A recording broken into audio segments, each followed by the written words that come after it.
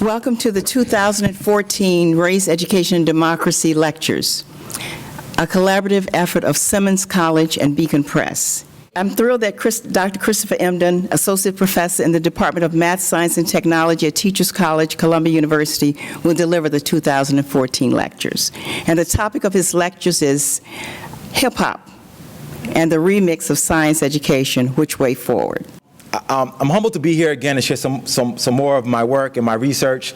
To do a quick recap of what we discussed on Saturday, but then to extend a little bit further, the philosophies behind hip-hop and hip-hop education so they can go beyond what people perceive as traditional hip-hop populations.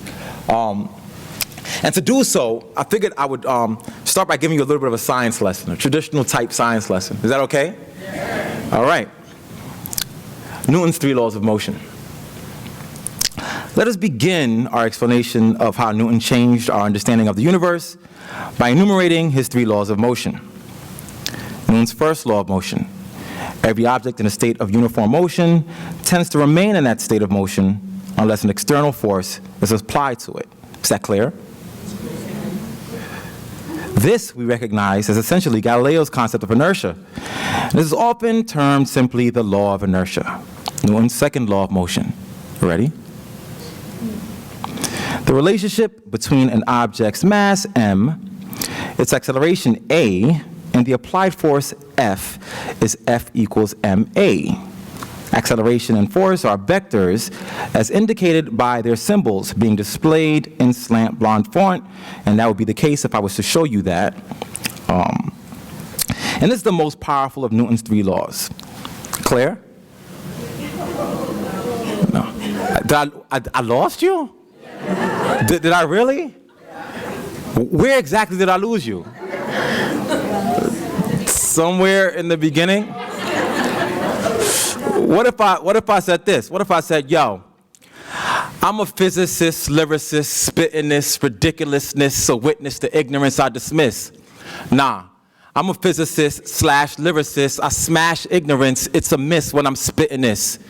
See, Newton's laws of motion be the topic of the course because things in motion stay in motion unless they hit an unbalanced force. And next up's the second law of situation and summation, force equals mass times acceleration. That's the second law Newton foresaw. If you want more, then the third law is in store. See, every force got an opposite force, and every action has an equal plus opposite reaction. The sum of all objects at rest is 0, unless that object is no longer relaxing. I mean, in motion, that's changing location, till it hits traction, the coefficient of friction. Then it all comes to a full stop, and there goes Newton's laws over hip-hop. But hold up. I'm off Newton. I'm on an Einstein. I like Einstein because Einstein's mind is like mine. His formula was E equals MC squared, which is weird because me is your favorite MC squared. Now the concepts in the early reading and the latter performance are exactly the same. But when I spit the second verse, that kid right there in the North Face hoodie, raise your hand, go ahead. What was your response when you heard the second piece? Just be honest. It was better? So like, as soon as I said I'm a physicist, lyricist, he said, woo, right? And so at that juncture, I knew I had him. And that essentially is the idea behind hip-hop ed. It's the idea that information can be changed in different ways. It's the idea that hip-hop can be a tool for describing scientific phenomena. And earlier we talked about this. And remember I started off last time with progressive educational content? I'm starting off here with the parental advisory explicit content. And my goal is that after 2 1/8 of a lecture, that happens. Right? That sets on fire, and we firmly believe in this idea of hip-hop as progressive educational content. Are you with me? Yeah. All right. So now we talked about this framework, and I'm going to gloss through this because if you weren't here, I apologize. We're going to gloss through this so we can get down to the nitty-gritty. Where we talk about this idea of the necessity to have a hip-hop-based theoretical framework for teaching and learning. This idea that if every educator, whether they were teaching in hip-hop classrooms or not, looked at all the elements of hip-hop as the core pieces of how they instructed, then they realized that I have to learn from an MC how to use performance, movement, analogy, and story. I learned from a graffiti artist how to focus on allowing my students' work to be visible and use art. I learned from the DJ how to use technology and be creative. I learned from the breakdancer how to use movement and verve. And if every teacher used this lens to view how they engaged young people, all young people, whether they were in hip-hop or not, will be more engaged. We also talked about, or we glossed over this idea that in hip-hop, there are aspects of hip-hop and hip-hop phenomena that are inherently scientific and mathematical. This idea that if you have somebody who's a graffiti artist, who begins his graffiti piece writing in a small black book, and in that black book, he's using colors and images, and he's creating 3D images, and it's such complex in this book that's about this wide. And all of a sudden deciding that he wants to put that art piece on a wall. There's a complex mathematical and scientific knowledge that that young person has to engage in to be able to do so. He has to understand ratio and proportion, and he has to understand the inverse square law in physics, because if you spray that graffiti can from too far along, that spray paint will be light. If you get closer, it'll be more dense, and you can actually measure the thickness of the spray paint at different spaces. He has to know what the surface of the place that he's gonna put the graffiti on is, because if he's using a place that's super smooth, then the paint will drip off. And so he has to understand such complex science in the process of just doing a graffiti piece. We talked about this idea of the science of sound, that if I go into a rap studio and I see those waves bouncing across that screen, it shows me the crest and the trough of a wave, and I can measure wavelength, and I can measure mathematically what sound will come next, and this is just a piece of being hip-hop. We talked about the neuroscience of hip-hop pedagogy. This idea that hip-hop artists have been engaged in research conducted by the National Institutes of Health.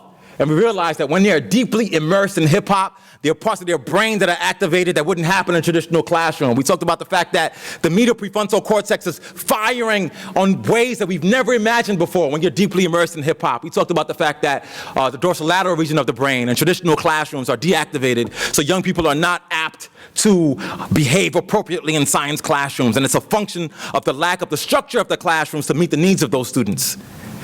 But we didn't talk about what began this work for me. And we didn't talk about what are the practical aspects for all educators, whether or not they're immersed in hip-hop or no hip-hop or not. And so I want to just describe this scenario for you about where this work was birthed from. And this is kind of like a me in an apartment in Brooklyn, New York, and the Grammy Awards come on. And you know, of course, as a music head, I'm like, man, I gotta watch the Grammy Awards. So I sit there, and across the screen, and it almost felt like my background was in black and white, and this colorful image popped across the screen, and this happened. The Grammy goes to Brooklyn. Sean Coleman and John Lindenthal.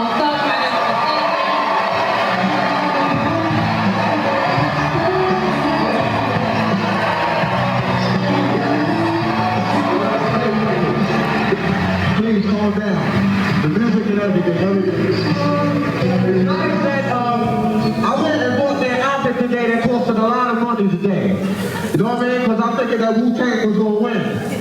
I don't know how y'all see it, but when it comes to the children, Wu-Tang is for the children. We teach the children.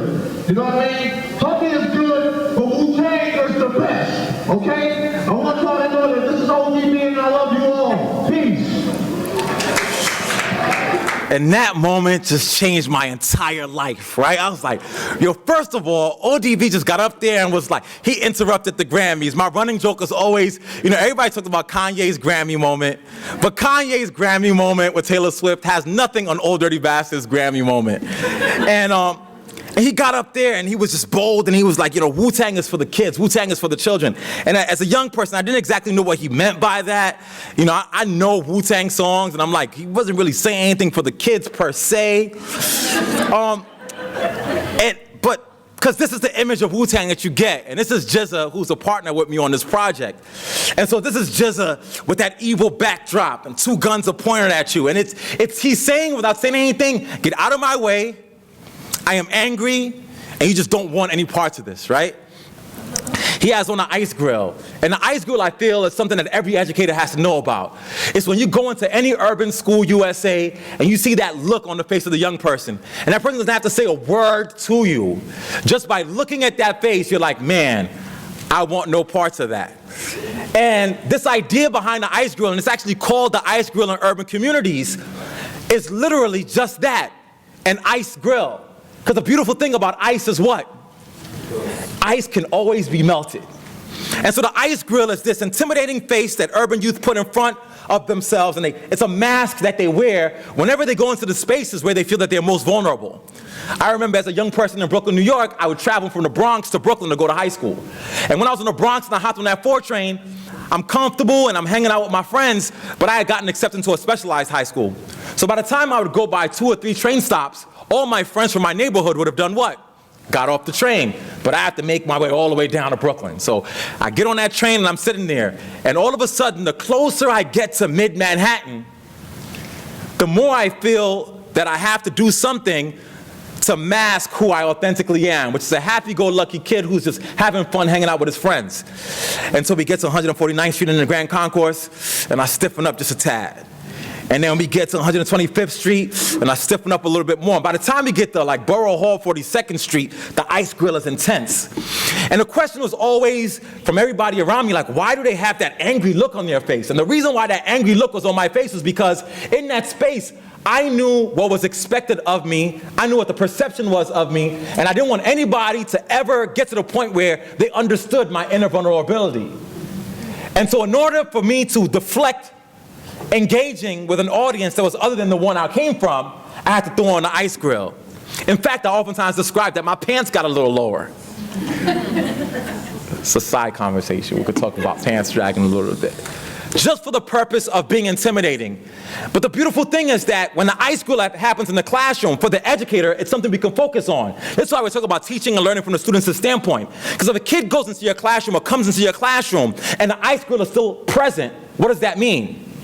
It means then that you haven't created a structure in the classroom to allow the ice grill to become melted.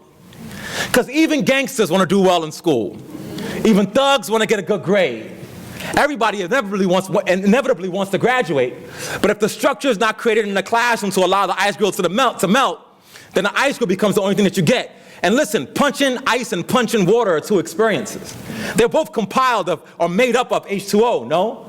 But if you put your fist into a tub of water, it may feel good. You might feel a little bit of a crash, but it's fine, it's comforting. But you punch ice and see what happens. It hurts. And so when GZA had this experience in schools and had this experience as a hip-hop artist, this was a performance that they said, show us what you think the world wants to see. 2 guns up, pointed at you. And then you had a conversation with this man and you say, well, GZA, when you were in school, what did you always want to be when you grew up? What was your plans for life when you got older? And you know what he said? I wanted to be a scientist. You wanted to be a scientist? Like GZA, 2 guns, GZA? Yeah, I wanted to be a scientist. Well, why didn't you end up being a scientist? Well, when I was in school, I'd ask questions, I'd try to engage. They weren't really feeling me. And so because of that, I made a decision that I'd go somewhere else where I would feel loved, where I would feel accepted, where people would call me a genius. His name is GZA the Genius because in schools he wasn't given the opportunity to express his genius. And the only other place where that genius could be expressed was within hip-hop. So he goes into hip-hop where all of a sudden if he uses some scientific words and terms, they're like, you are a genius. And so he owns that identity that he wouldn't get in schools. He runs to hip-hop to get what schools would not give him. Isn't that fascinating? And so he joins this group. He becomes one of the integral members of the group. They tour the globe, multi-platinum, millions of dollars, and then he's 30-something years old and looks at himself in the mirror and says, man, you know what I really wanted to do though was be a scientist. Just like confronting self. So what does he do? He goes to science labs across the country and he calls them up. Hello, yeah, this is Gary Grice, aka GZA from the Wu-Tang Clan, right? And folks are like hanging up on him because they're like, nah, it can't be GZA, it's a prank call, right? And at some juncture, eventually, he gets to have conversations with some scientists, and this man with 2 guns up, angry, founding member of the Wu-Tang Clan, is this guy. at a lab in MIT, collaborating with colleagues, learning science. And how often do you see this and don't ever notice that behind this is that? And just as experience at 30-something years old going back is the experience of every young person in schools today in urban settings who have not had the opportunity to have their ice grills melted by the educator. And this is not because educators are not well-intentioned. This is an important thing to notice. It's because educators don't even know to recognize the fact that an ice grill exists. The lack of a realization that ice is just water. That you get so scared by what you see, you fail to recognize that the brilliance that lies beneath. And that eventually is what spurred on Science Genius. Essentially trying to create a situation where other young people like Jizza, who would have been pushed out of schools and run towards hip hop, or run towards being an athlete, or run towards having a career and doing anything else illegal, will be able to embrace their full scientific self. Because as we talked about on Saturday, science is deeply embedded in the DNA of people of color. That's the story of Thomas Fuller. That's the story of Harriet Tubman. The inherent scientific nature of their experiences cannot be discounted. We saw this. What is the total number of nucleons? What is the total number of nucleons? 25. Remember this? This attempt to engage?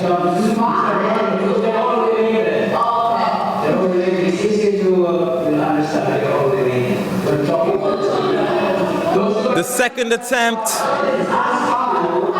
and third attempt and fourth attempt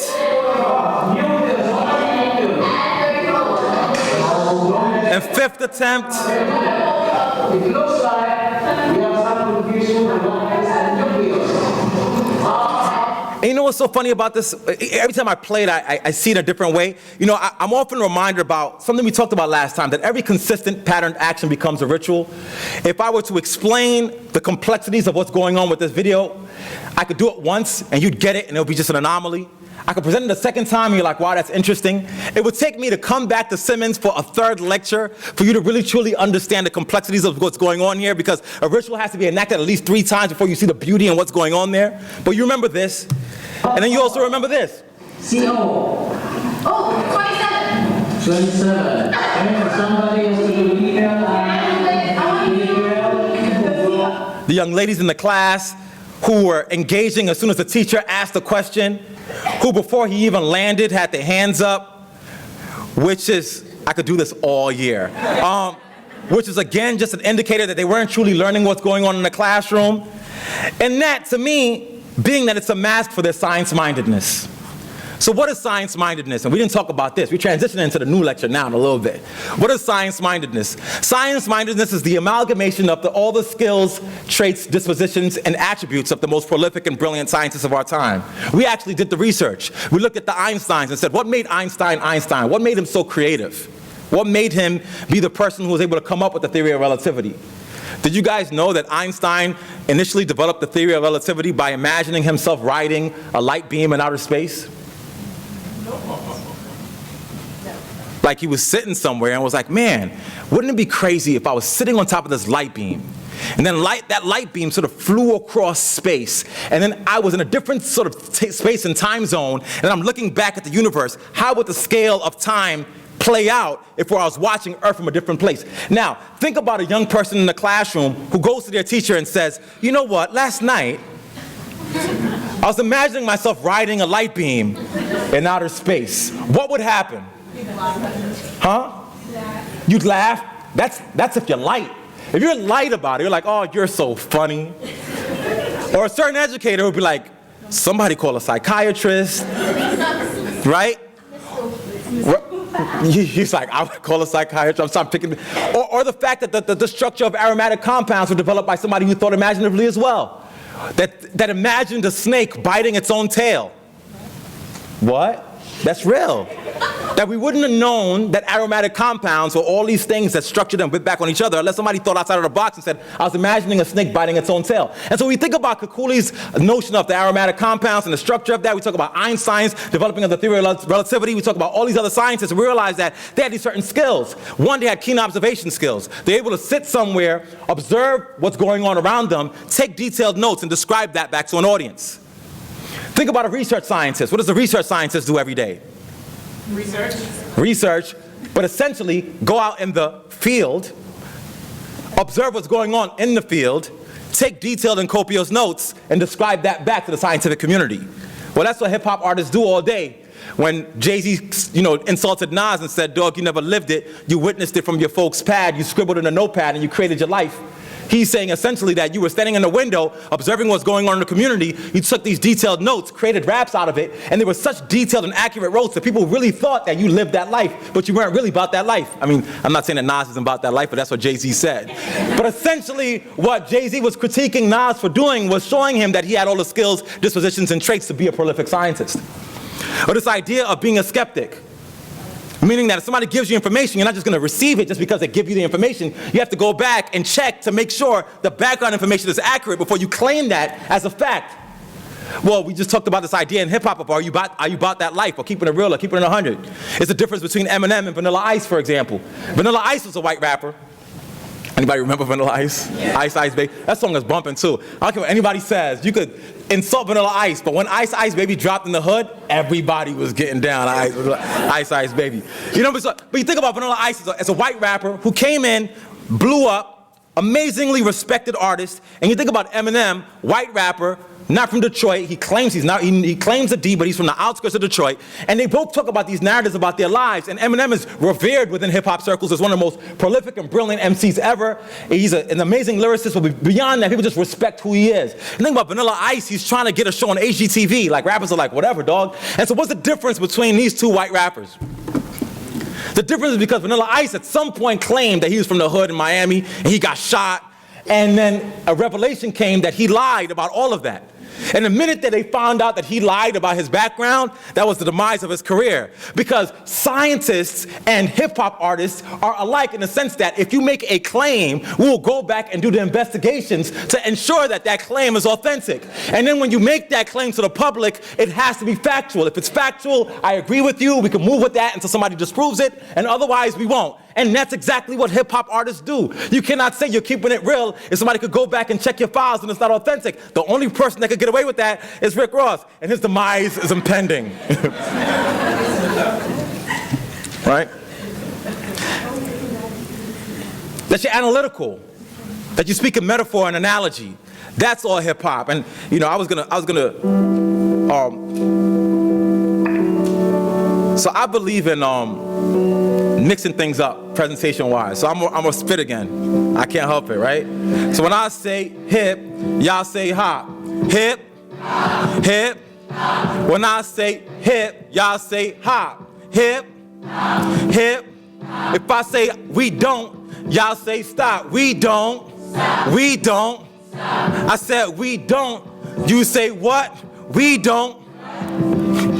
So I sit in the back of the science class unconscious because everything that my teacher spitting was nonsense. I tried to raise my hand, but I avoid the conflict because when I raised my hand, I wasn't the one he was going to pick. So I sat there, mind in another place, rapping to myself, different time, different space, displaced because I couldn't keep pace, couldn't wait for the bell so I could make my escape. And that was the experience of that young man in that video when he talked back about how he couldn't engage in that classroom. So now listen to this. So my step-pops is beating me, my moms ain't feeding me, I'm throwing up easily, I feel I got a seat in me. I just made the honor roll, I can't let my mama know. Not about the honor roll, that I'm gonna be a mama, so my clothes get baggier, my eyes get saggier, looking around the school saying soon, I'm saying body ya. Displaced, moved at a different pace, couldn't wait for the bell so I could make my escape. And that was the story of one of those young ladies when they had their hands raised, who actually started moving to the front of the class and not studying anymore because she was pregnant at 15. And so behind the ice grill is just water. Behind the ice grill is just water. So that closes out our review. Now let's get back to work. Y'all about to get that work.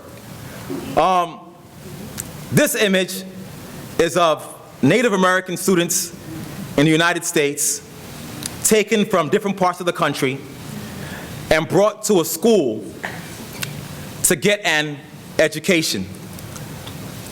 We can look at those faces and we see no joy, we see no happiness, we do see uniformity.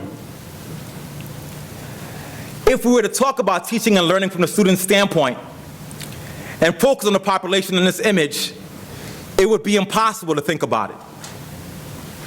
This process of schooling is completely antithetical to any focus on the standpoint of the people in that image. Are you with me? Yes. And I make the argument that the experiences of that population, we can fast forward and go to 1890, and that's what the classroom looks like. We could go to 1990, 100 years later, and that's what the classroom looks like. We could go to 2014, just a couple of weeks ago, and that's what the classrooms look like. Do you see anything similar? I feel like singing Sesame Street. Some of these things belong. What do you see there? Do you see anything there? Other than the fact that one picture's black and white, one is in color, and one is probably more vivid images, the idea essentially is that the structure of schooling in America has remained exactly the same. Some would argue with me. They'd say, well, Dr. Emdin, Professor Emdin, or Chris, or the MC with a PhD, what you're saying doesn't really make much sense. If I go into a classroom today, at least we see the seats structured in groups of 4. Because somehow a couple years ago, people said, well, kids should be sitting in groups of 4. And so you go into a classroom and they're sitting in groups of 4, but essentially the structure of the classroom is the exact same way. The teachers are teaching the same way. The instruction is happening the same way. In some instances, you have the same books. 1819, 1990, or 2014, the structure of the classroom is the exact same way. And that essentially is the same as this. So now I want to talk about why I'm jumping from slide to slide. Why am I jumping from here to here? And here for the theory buffs, because I got to give the hip-hop people what they want, and I got to give the students what they want, and then I got to give the scholars what they want. I make the argument that theoretically, the way past this move from here to here is to understand that we have to have new theoretical frameworks for viewing classrooms. I'm going to give you a little dose of theory. I make the argument for us looking at what's going on in education as a push for what I call a neo-indigenous cosmopolitanism. That sounds like a mouthful, I know, but I'm going to make it simple. You know, they always say, be plain, brother, be plain. Or the 5 B's, be brief, brother, be brief. I can't do the former, so I'll try to be plain. You see, anything that happens on a larger global sphere, which is those larger circles, inevitably has implications on what happens in ground zero, which is the classroom. At the same time, what's happened historically has been embedded in the structures of our global constructs that they inevitably also happened in the classroom. I'm making the argument that if historically in a more global sphere, whether we're talking about colonization, whether we're talking about imperialism, if we're talking about the fact that certain populations in spaces that were supposed to educate them have gone through a process where they were relegated to subaltern positions, and we have not addressed those issues culturally, they inevitably become apparent again in the classroom. Anything that happens that goes untroubled, that goes uninvestigated, will always come back. The chickens will always come home to roost. What happens in the darkness will always come back to light. The failure for us to address in educational settings what happened in populations historically always inevitably will play out and show up again in the classroom. A way to move past that and subvert that in many ways is to look at this idea of those who have historically been marginalized, the indigenous populations, where we're talking about the Maori in New Zealand, or we're talking about the Aboriginal in Australia, or we're talking about Native Americans in the United States, to look at the similarities between the experiences of those who we've identified as marginalized and the experiences of young people in classrooms. So that what happens on the global, we can make some sense of in the local. You still with me? If that's the case, we have to then identify and address what the similarities are between those on the more global sphere and on the local sphere. So if you talk about indigenous populations, what are we able to identify? We're able to identify the fact that they have distinct linguistic traditions, very unique ways of talk and dress, meaning that if I go to to a Maori population, for example, the ways that they've understood their lands and made up their language is very unique and distinct. So that we can use as an identifier of indigenous populations. We can also talk about the fact that indigenous populations have this really close ties to their places of origin, where they come from, the land. It's almost a spiritual connection to the land. And then we can talk about the fact that they have experienced oppression at the hands of a more larger, powerful, dominant other. In this instance, we could talk about more colonial powers. So this is what helps us identify indigenous populations as indigenous. Yes? Let's look at urban youth in classrooms. Let's look at this idea of having a distinct linguistic tradition. If you go to any hood USA, the way that they have manipulated and repurposed the English language to meet their own unique needs in that setting is mind-boggling. In many respects, what they're doing is recreating the ways that indigenous develop their own linguistic languages in their own urban settings. So that when I go to LA and folks are talking about Snoop talk, they're doing the for shizzles my nizzles. And if I go to Queensbridge projects in New York, they're saying the what up, done. And in those spaces, they're taking English and repurposing them for their own unique purposes so they can have their own distinct linguistic traditions. Very much like how the indigenous populations did the same with their language. Similarity. What happened historically will reemerge. We can talk about this idea of oppression at the hands of a more dominant and powerful other.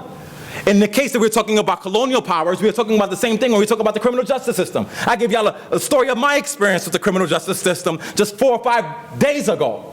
The idea that oppression at the hands of a more dominant other happened globally and historically and happens in the local and the classroom as well. And then also, most importantly, close ties to your places of origin. You ever go to a young person and say, yo, where you from? And they will name their street corner. And you say, no, but like, where you from though? Like, I told you, this is my hood, this is where I'm from. But you look Latino, like you have, you look like you have, well, my mama and my grandma and them are from Puerto Rico, but I'm from my hood. And that close, almost spiritual tie to the place of origin, again, is a way in which these larger indigenous traditions get played out again with the neo-indigenous. And so the argument I'm making is that, theoretically, we could look at what's going on here to go towards a neo-indigenous cosmopolitanism. What is cosmopolitanism? And I'll play that again later. Is this idea that every human being has to feel responsible for each other, this interconnectedness across communities. And I'm making an argument that when we talk about cosmopolitanism, we can talk about it in the classroom space, which I will later, but we can also talk about the fact that urban youth have to be connected back to the indigenous. Any population who does not understand their roots, any population does not understand the fact that what they're going through today, in essence, is a replication in many ways, or a different form of what happened historically, sees themselves as existing in isolation. And if they exist in isolation, we have no path towards solving their problems. And so the way to address what's going on with urban youth in classrooms, and what we people identify, we identify them as scholars as these newfound things that are going on in these communities. These kids have this new language. Look what's going on with these young kids in urban settings in the criminal justice system. Look how they're so closely tied to their blocks, without understanding that what they're expressing, what's going on there, what's emerging there, is essentially a replication of what's happened on the global sphere already. And if you tie young people back to what's going on historically, then they have a path and an ancestry. This is why I always tell folks when I talk about hip-hop that you can't say hip-hop just started in 1979 or just started in one place. That hip-hop, you have to express it as a newfound form of African-American culture and history. That hip-hop was happening with talking drums in West Africa. Hip-hop was going on with slave narratives. Hip-hop was going on in the black church, etc. That hip-hop is just a new form of this existing African-American history. And if you tie that back to young people, then they see that they have roots somewhere. Just as a sidebar, this is also why a way that hip-hop has taken such has been able to be abused and manipulated is also how we play with this idea of hip-hop as youth culture. I don't talk about this often, but we're going to just talk, right? When hip-hop is continually expressed and represented as just youth culture, that becomes part of the reason why, part of the ways why we can't address what's going on with hip-hop youth, because then there's no space for elders in hip-hop. Any community with the absence of elders is lost. Developmentally, a child who doesn't have adult role models is lost. So when we say, oh, hip-hop is youth culture, then the youth feel like they're creating and making and existing on their own with no guidance. The further away that we push elders out of hip-hop and we extract it from its larger traditions, the more we'll have a generation of young people who exist on their own. They cannot make their connections back to their indigenous history. Y'all ain't hear me though, all right? So now, I talked about those schools And I talked about the fact that, these populations are being schooled, and here's the distinction I'd like to make. The difference between schooling and education. It's fine, but it's significant. It's fine, but it's significant. And I pulled for some quotes of folks who I idolize, their views of education on. The first is the big homie Albert Einstein. That's the big homie. And Einstein says, education is what remains after one has forgotten what one has learned in school. So these quotes, man, we could straight up do lectures on each of these quotes. Think about the idea. Education is what remains after one has forgotten what one has learned in school. What is he trying to tell us here? He's trying to tell us that the process of schooling is extracted from real experience. So that to be truly educated, you actually have to go out and forget what you done learned. You have to forget the indoctrination to be truly educated. Therefore, it means that the role of the educator is to play an extra effort to ensure that the young people in classrooms are not just learning the content, but are learning the application of content. Application of content to what? Application of content to real life. Because once the content is applied to real life, then you remember what you're learning in school based on experience. So education is what remains after one has forgotten what one has learned in school, but if you're experiencing and living what is learned in school, then it's okay if you forget it because you know it through the application of the knowledge. Mark Twain, I've never let my school interfere with my education. Tagore, do not limit a child, and this one here, do not limit a child to your own learning, for he was born in another time. And what I've done is, you notice that some of those things are white, in white with the red font. My definition of education is that, I'm reading what's in white only. Education is what remains after school interferes with your own learning. It's oftentimes the case. And the final quote, which I think is the big thing, and this is hard when you're talking to folks who are, sort of in the standards era and getting information out era, and this to me is the purpose of education. Education is not the filling of a pail, but the lighting of a fire. That right there is it. You see, if you light a fire, then you will remember what's going on in school, and you'll pull forth of it when you need it, but that is an abstract concept. What do you mean by lighting a fire? How do you have a standard for lighting a fire? What is the standardized examination that can use to assess the lighting of a fire? There is none. However, when you light a fire, you know it. And I make the argument that you only light a fire if you go where the fire should be lit, which is where the students are. And we're going to give you some tools to get through that really quickly. And this is where I make my transition. So this is the initial population that you saw on the top that we showed the clip of. We got a population at the bottom, which is a more contemporary school. I'm making the argument that these structures are quite similar. And then I want you to hear from somebody on this. And most of all, making sure we are giving every one of our children the best possible education. The best possible education is the single most important factor in determining whether they succeed. But it's also what will determine whether we succeed. It's the key to the opportunity. It is the civil rights issue of our time. It is the civil rights issue of our time. It is the civil rights issue of our time. It is the civil rights issue of our time. If education is the civil rights issue of our time, then I would argue that the most egregious violation of those civil rights is the extraction of youth culture from their education. Because with the extraction of youth culture from their education, you have no opportunity to have the tools to light a fire.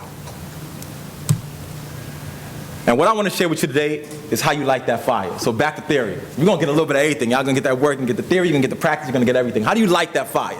This is how you light that fire. You light the fire by using a more broad, I think, social-cultural theoretical framework to assess what's going on here. The first thing is this idea that every young person comes to a classroom with social capital, right? That means that if you come into any space, you have knowledge just as you walk in there. That you came in here to hear me speak today or to hang out with your friends or whatever else it is, but by virtue of being in this unique space, you have certain knowledges based on your past experiences that make you more versed than others. And the fact that you're sitting here, I'm going to use you as an example because we spoke earlier, and you may not necessarily be deeply versed in hip-hop, doesn't mean that you're not a knowledgeable person. But the fact that he walked in here, that young man who said, whoa, when I spit my verse, and he knows more rap artists than you do, I would make the argument that you guys have different forms of social capital, but in this conversation about hip-hop, he may have forms of social capital that are able to interact with me more than, say, yours. And that's huge, because it says then that this, how old are you? 14-year-old has more connections with the professor than, say, this. I'm not going to ask you how old you are. Right? That by virtue of our shared experiences and shared forms of social capital, we have more opportunities to connect. So we have different forms of social capital. What happens to social capital is, and my homie back there, we went through this example with the glasses and the bald head. You know what, I'm gonna use you again as an example. Can you stand up for a second? Right? So this is my dude, by the way, so I can use him as an example. So he walks in here, and what do you notice about his head? He looks like mine, fresh shaved. You see the beard? You see the glasses? You see the swag? Right? So we have these two young people, can we call us young people? Who are here, and by virtue of just our similarities, right? Our phenotypic similarities, for example, there are certain forms of connection that we'll have to each other because we vibe with each other. I'm like, fam, I tried to shave my head yesterday, got cut. Dang, yo, it's crazy. I feel you, I've been there, you know? It was raining and we came outside and our glasses got fogged up. Yeah, man, I've been there. All these non-glasses cats don't feel our pain, right? You know, I'm trying to grow my beard, everybody calls me Common. Do they call you Common too? Feel you. So all of a sudden, even if we didn't know each other before, by virtue of having these shared experiences, we have shared forms of social capital. We would connect to each other. If this was a crowded room and I didn't know any of you from Adam and I saw that dude, that's the dude I'm more likely to connect with, right? So that means we have different forms of shared forms of social capital. By having shared forms of social capital, we're more likely to gravitate towards each other. So in a crowded room, I would go talk to him. We'd engage, we'd have things to talk about before we even knew each other. And all of a sudden we have these dense, close networks to each other. And the thing with dense networks to each other is that if you meet somebody that you vibe with and you connect with, it's a great thing for you because you feel loved and your needs are met. But what happens to everybody else in the room? It's like they don't exist.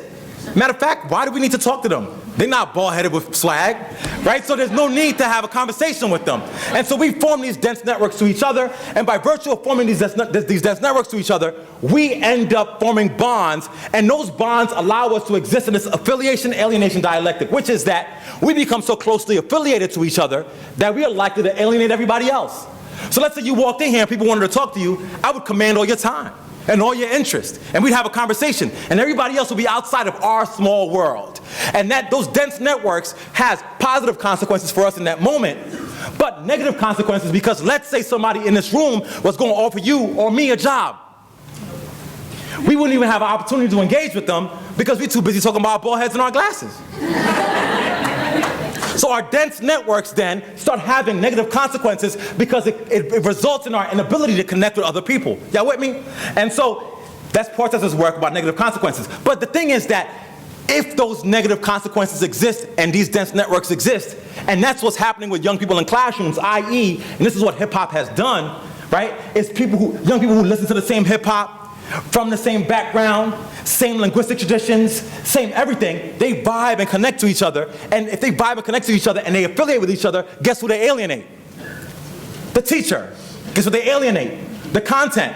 And they will not ever go and turn on to the content or turn on to the teacher because the teacher doesn't have the forms of social capital that the students hold.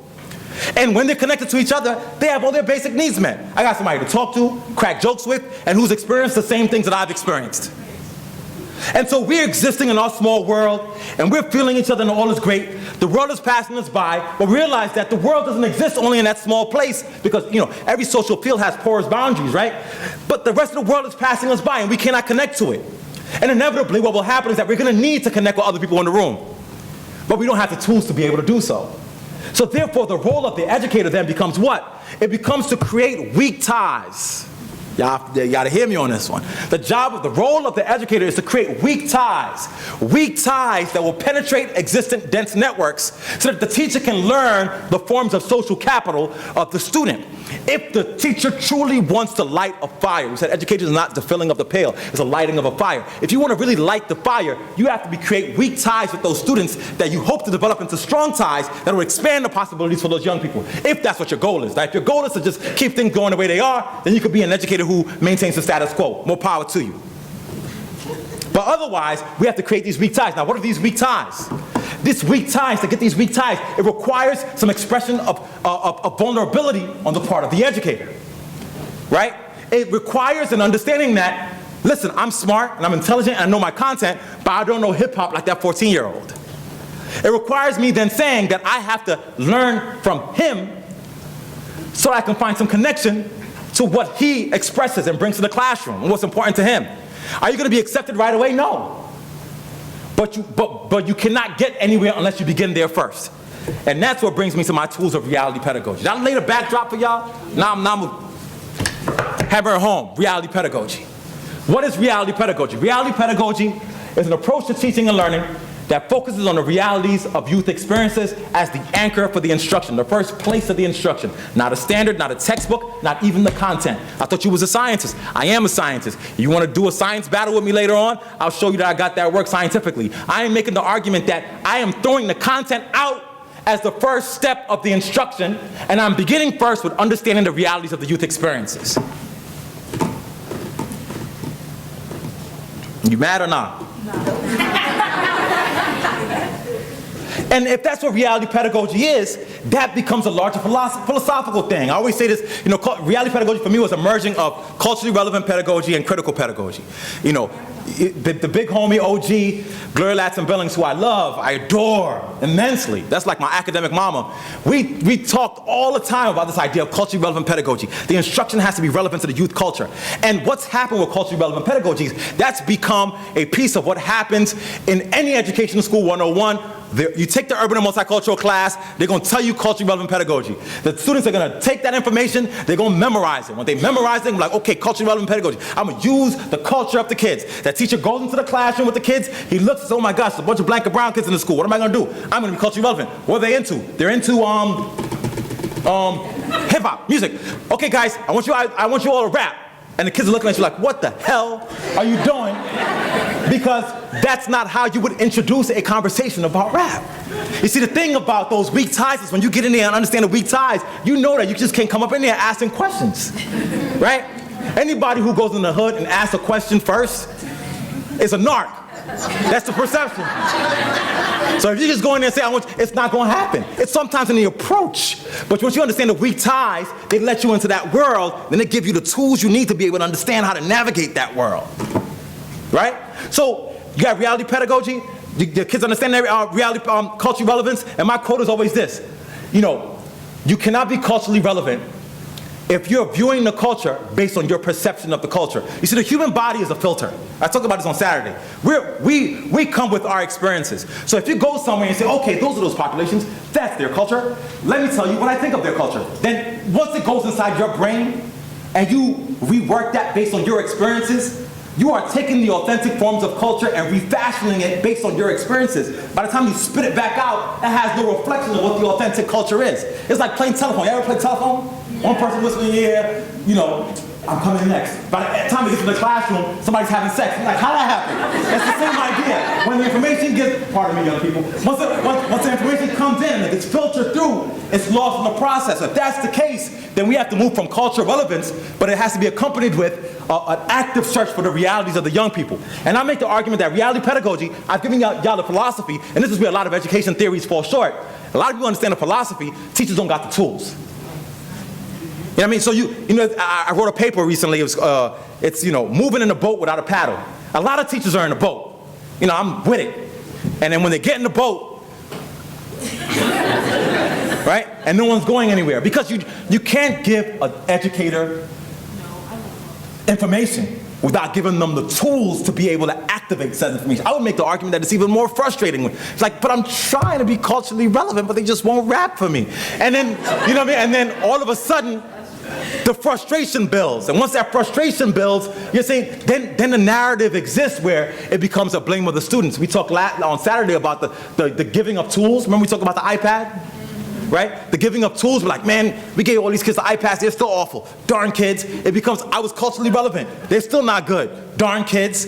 And all these situations keep playing out these scenarios where it creates a blame the student or blame the parent ideology when it's in absence of giving the teachers the appropriate tools to implement powerful instruction.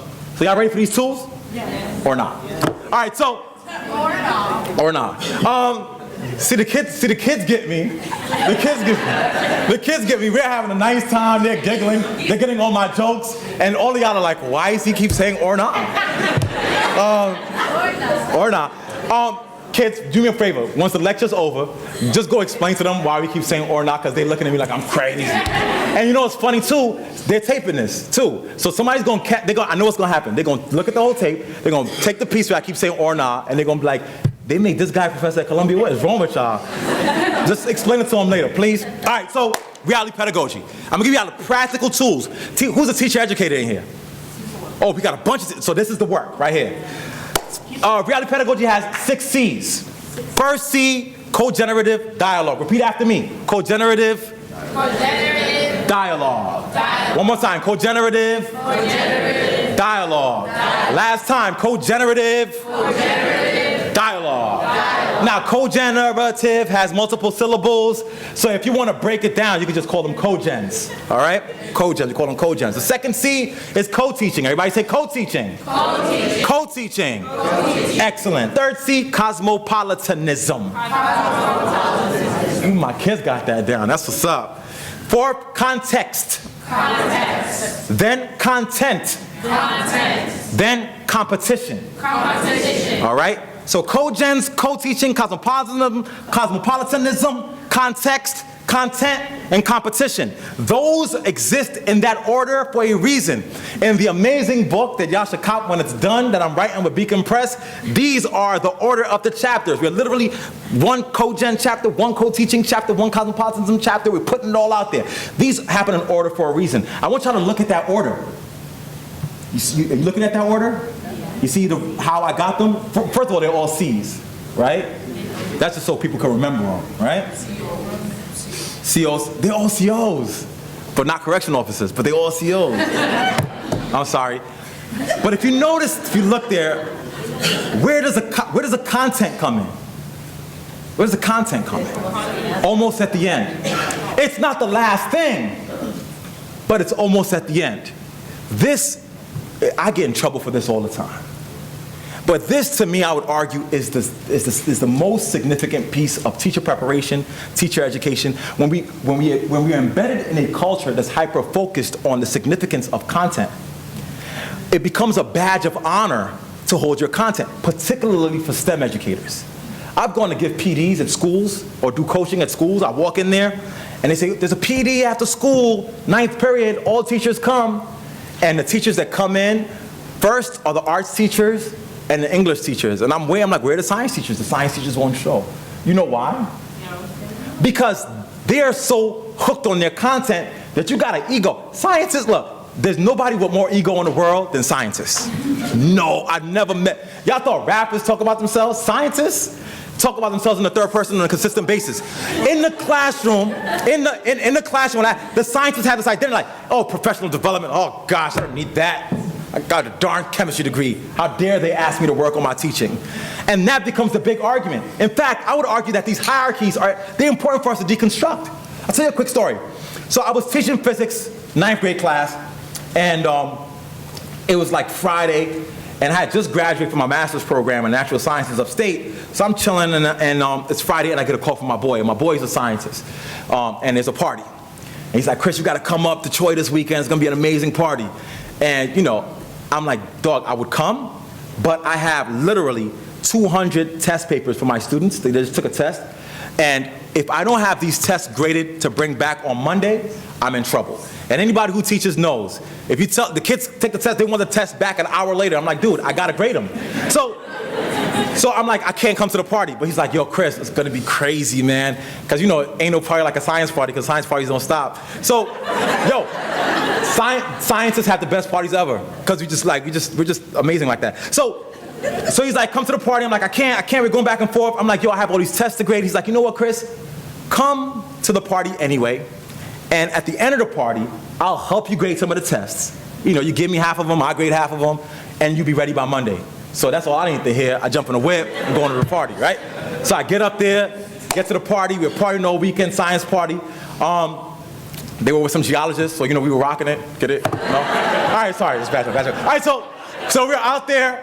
we're in a party, we're having a nice time. It's Sunday evening. Sunday evening comes, and the first thing that happened was everybody's talking about their research. Someone's like, yeah, I'm doing my stem cell work. You know, Chris, you were working in the lab with us for the stem cell work. It's doing so great. We're making our own gels now. And so I thought that was a fun conversation. We were talking about it. So everybody goes around, and they were talking about all the science that they're doing.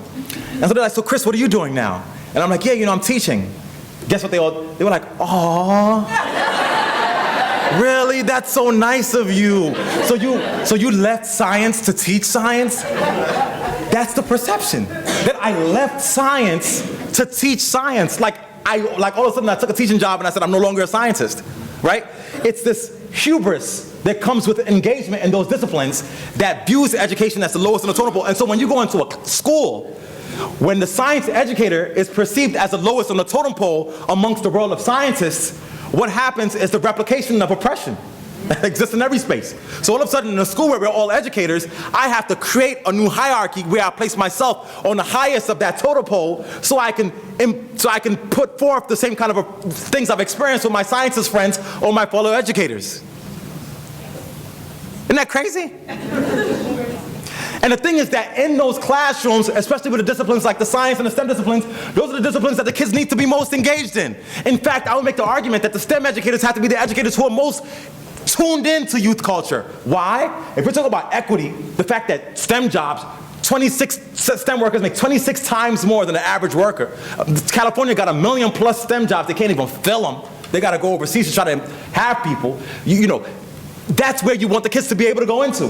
But that's a place where the educators are so deeply sort of inundated with their content expertise that they don't become true educators. But here's the end of that story. So after we had this conversation, they all said, ah, and gave me hugs for giving back. I was like, listen, y'all can say whatever you want, but right now I need to grade my tests, right? So I dish out my tests, my 9th grade physics exam, and we get the grading. And so we're grading, and then something says, Chris, go back and look at these tests, these cats is graded, just to make sure. So I go back and I'm looking at the tests.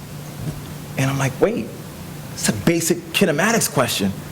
It's a PhD scientist, it's wrong. I'm like, dude, this is wrong. Like, well, time out. Don't grade any more tests, stop. I'm like, this is wrong. Like, I don't understand, I'm going through them, it's wrong. And guess what the conclusion was at the end? He said, well, not bad, I'm sorry if it's wrong. And at first I thought it was like, maybe he parted too hard, so he forgot. And the response was this, he was like, my fault if it's wrong, but I'm a scientist. I don't remember the last time I've done any of this stuff. It's profound. I'm a scientist. I don't remember the last time I did any of this stuff. All this basic stuff, this basic formulas that you're asking your kid to memorize, I don't need to memorize that. If I wanted to get a basic formula, I would go to Google and get the basic formula. I am doing science, so I am engaging in the work. I am asking questions, I'm posing new theories and ideas. If I need to get basic knowledge, I have a tool to assess that easily, and I could engage in the real science. But yet, in the classrooms, particularly with the kids who are most marginalized, they're engaging in a process of science, and I was a part of that process of science, where they're doing and memorizing and having a hard time and bored to death in a nature of the discipline that's completely antithetical to what the discipline actually is. Now, I'm not saying you gotta read. Hey, hold on. That's dope. I love that. So I'm not saying you gotta read. What I'm saying is this. Let's talk about it.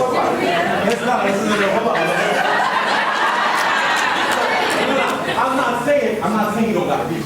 What I'm saying is that the way that they teach you the science sometimes, you learn it in a way that's so whack and so boring where you're memorizing it, right? Thank you. I know, I do understand. That's what I'm telling you this, man. So, but the thing is that you are going through that process. And so you're going to go through the 9th grade class, 8th grade class, like, yo, science is not boring, it's not whack. And what I'm saying to you is, when you are actually doing real science, it's not even that at all. Like the real science, like you're doing real science, you're in a lab, chilling. First of all, you know, people think that in the lab, you know, you're like so proper or whatever. You go in the lab, you can rock whatever you want. Like you can rock your sneakers, you can rock your Jordans, whatever. You put your goggles to the side if you want, put your phone in your apartment. Matter of fact, in every science lab I've been to, maybe about 90% of them, every time I go into the lab, they have a conversation about what music they're playing in the background. Like, because scientists don't like to do their science with no music. So think about this. In the science lab, when you're doing real science, one, the music is bumping, so you're chilling. Wasn't that like this morning? There you go. You're rocking whatever you want to wear. You listen to, you can rock whatever clothes you want. The science that you're actually doing, you're not doing a question that somebody tells you what to do. You're investigating scientific research that's a part of what you are passionate about. So let's say you're like, yo, why are roaches in a project never died? There are scientists who are literally doing scientific research every day on studying why the roaches never die. Like, the question is, why are there sinkholes in the ground? Why is the sky blue? What happens with the oil spill? How is that affecting animals? Science is a discipline where all those kind of questions, you can ask them and do your own research doing it once you get to the point where you're doing science. So I'm not saying you gotta memorize the information. I'm just saying know that just because it's whack and it's boring doesn't mean that's what science is like. Science is dope. Trust me. Science is the sexiest thing you can ever do. Like, so let me explain it a little bit. I'm sorry, guys. I know we have a speech. I'm sorry. We're going to talk about this afterwards. All right? Promise. My bad. Pardon me. He just said something. I had to go there. Right? So those are reality pedagogy. We got the 6 C's going on there. So now I'm going to give you the tools. You ready for the tools? Boom. Yeah, because they think that. No, let them think that. Okay, Let them think that.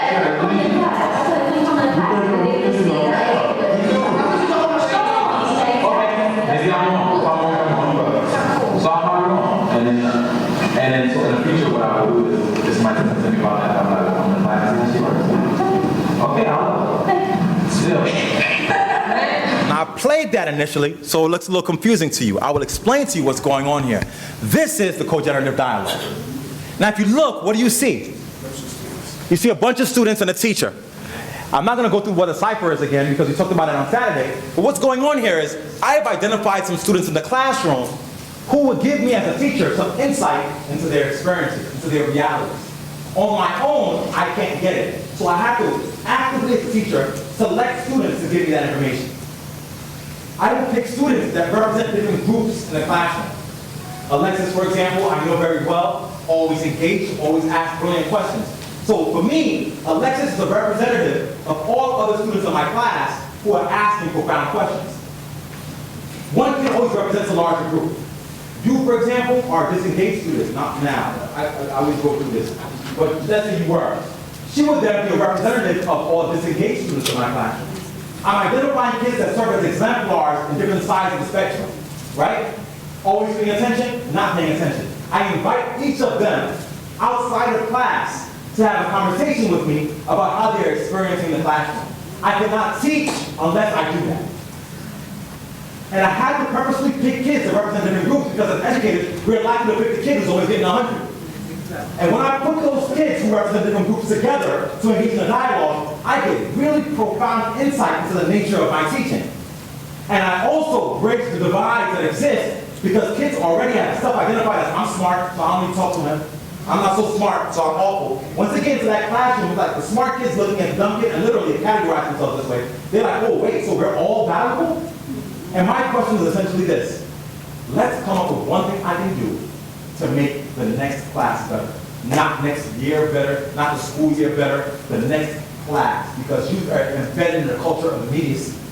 So I forced them to create the solidarity. I created a new group. Remember we had social capital? I created a scenario where we had these 4 different students that represent different groups, creating new forms of capital.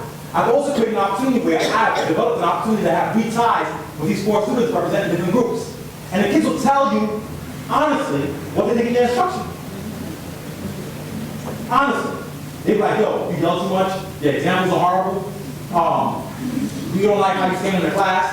And they will tell you everything about the social dynamics of the classroom. And what happens inevitably is that once you address all those social dynamics, then they start asking you questions about the nature of your content. And that's when you die. Because then they say, well, when you balance that equation, that first step was confusing. But you cannot get a young person to talk to you about balancing of equations unless you first talk to them about what they think of the classroom instruction. Here's one of my favorite education stories. Had a student, and I got them all in the Cogens, and I said, so guys, let's talk. And they said, all right, the thing that we all agree with in this class is that you yell too much, Dr. Lee. And I said, I yell too much? And I was hurt. I was like, I yell too much? I took time out of my life and schedule to invite you to engage in a conversation with me after class. What other teachers do that? And then you're gonna tell me I yell too much? All right, that's how you wanna be? Co-gen over. Go ahead and live your lives then. Live it, fine, hate school, whatever, right? And then I invited them back in next week, thinking that it was a fluke. Guess what emerged? Dr. E, you yell too much. Kicked them out again, because I got an ego, you know? Third time, it emerged again, and what had happened this third time is, a young lady had taken her camera, and she had started recording me in class yelling. So we came back and we were having a conversation. She said, Dr. E, you know, the thing is that you yell too much. But let me give you an example of how you yell so much. Plugged it into the computer. And she had spliced a video that lasted about 1.5 minutes of me yelling, just in different outfits. So it's just like, and then once I'm just like, okay, wait, so maybe I have an issue with yelling, a little bit, and let's talk about it. And the solution came like this. All we're gonna do is this. Next time you yell, we're just gonna tap on our desk and give you an eye contact. That seems like it's nothing, right? 4 students tapping on their desk. I get to class the next day. Why didn't you bring your homework assignment in? I'm really getting tired of this. You need to get it together. And all of a sudden, from 4 different parts of the classroom, I just hear. So what do? Take a step back. I breathe. Could you please in the future try to bring in your homework assignment? And in that moment, guess what happens? All those 4 students are like beaming with smiles. The whole entire class does not have to know about this, just those 4. And then I have them back for a conversation, and they're like, that was really good. You really worked on your yelling. I'm proud of you, right? So now the issue is this. And so by consistently engaging in these dialogues with young people, you're addressing the social dynamics of the classroom. Those things are seemingly insignificant have an impactful role in the nature of your instruction. And when you have them from students from different backgrounds, they directly affect how well you teach.